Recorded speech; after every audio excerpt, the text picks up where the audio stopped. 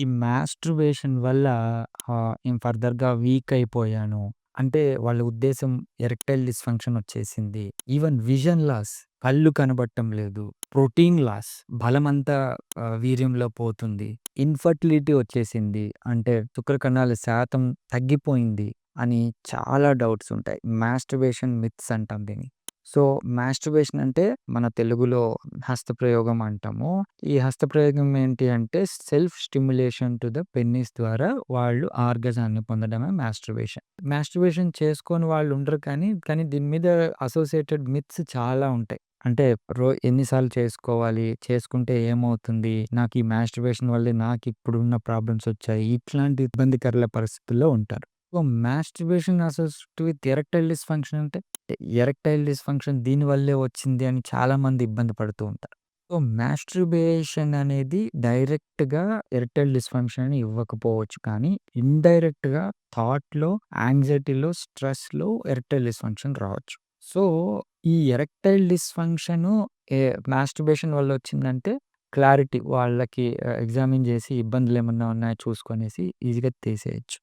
Masturbate చేసుకొని real sexual యాక్ట్‌కి పోయే వాళ్ళకి చాలా ఇబ్బందుంటుంది. వాళ్ళకి ఆ మిత్స్ కరెక్ట్ చేయాల్సొస్తుంది. అండ్ సెల్ఫ్ స్టిమ్యులేషన్ లేకుండా డైరెక్ట్‌గా సెక్షువల్ యాక్ట్‌లోకి వెళ్తే బెటరు. బట్ అప్పుడేమవుతుందంటే వీళ్ళకి అంగస్తంభన జరగదు. సో, అందుకని వీళ్ళు మాస్టర్బేషన్‌కెళ్తూ ఉంటారు. కోరికకి తగ్గట్టు అంగం గట్టి పడకపోవటాన్ని ఎరెక్టైల్ డిస్‌ఫంక్షన్, పురుషాంగ స్తంభన లోపాలంటాం కదా! సో, దీనికేమైనా కారణాలున్నాయా తెలుసుకోబడుతుంది. అంటే వాళ్ళకి ఫిజికల్ కోమార్బిడిటీస్ కానీ, షుగరు, బీపీలు దానికి తగ్గ టాబ్లెట్స్ ఏమన్నా వాడుతున్నారా చూసుకొనేసి, ఏమన్నా హార్మోనల్ ఇంబాలెన్స్ ఉందా చూసుకొనేసి, ఇవేమీ లేకుండా ఫిజికల్‌గా బాగుండి, ఓన్లీ అంగం సుప్తావస్థలో ఉండిపోతుంది, మెత్తగా ఉండిపోతుంది. అక్కడ ఒక మాంసపు ముద్దలాగా ఉండిపోతుంది. ఎందుకు ఫర్దర్‌గా అది ఎటువంటి ఉపయోగం లేకుండా అయిపోతుందని డిప్రెషన్‌కి, యాంగ్జైటీకి ఎళ్ళిపోతారు. అంటే ఇది సైకోసెక్సువల్ ఇష్యూస్. సో, వీళ్ళకి ఏంటి అంటే మనము ఈ షాక్ వేవ్ థెరపీ ఇవ్వడం అనేది జరుగుతుంది. షాక్ వేవ్ అంటే అంగానికి ఒక ఎలక్ట్రిక్ షాక్ ఇవ్వడం కాదు.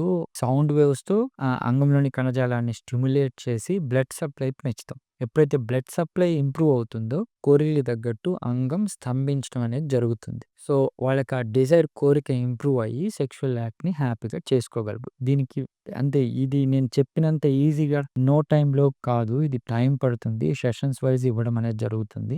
చిన్నగా ఈ సెషన్స్‌లో ఏమవుతుందంటే అంగంలోని కణజాలం చిన్నగా రియాక్ట్ అయ్యి నియోవాస్కులరైజేషన్ ద్వారా బ్లడ్ వెసెల్స్ చిన్నగా ఇంప్రూవ్ అవుతూ ఉంటాయి.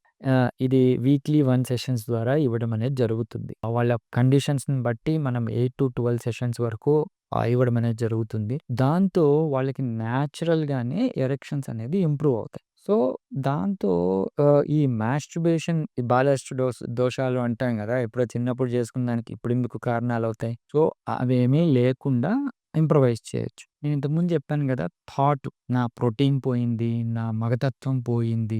ఇవన్నీ ఏంటి అంటే మాస్టర్బేషన్‌కి మిత్సే అంటాం. సో, అంత ప్రోటీను, వీక్‌నెస్ ఈ మాస్టర్బేషన్ వల్ల జరగదు. పాపం they feel like that. So, అది ఎప్పుడైతే ఈ కోరికకి తగ్గట్టు అంగం గట్టిపడి హ్యాపీగా సెక్షువల్ యాక్ట్ ఉంటే ఇలాంటి నెగెటివ్ థాట్స్ ఎందుకొస్తాయి?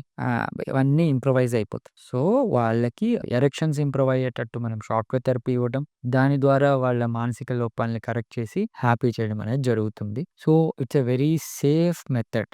న్యాచురల్‌గా వాళ్ళకి ఎరెక్షన్స్ ఇంప్రూవైజ్ చేసి యాంగ్జైటీ థాట్స్‌ని రిపీటెడ్ థాట్స్ అంటాం. నేను ఇంతే ఇంకెందుకు పనికిరాను అని ఒక డిప్రెషన్‌లోకి, స్ట్రెస్‌లోకి వెళ్ళిపోతారు. వాళ్ళని చిన్నగా ఇంప్రూవైజ్ చేయొచ్చు. దీన్ని యూజ్ చేసుకోగలరు. Thank you.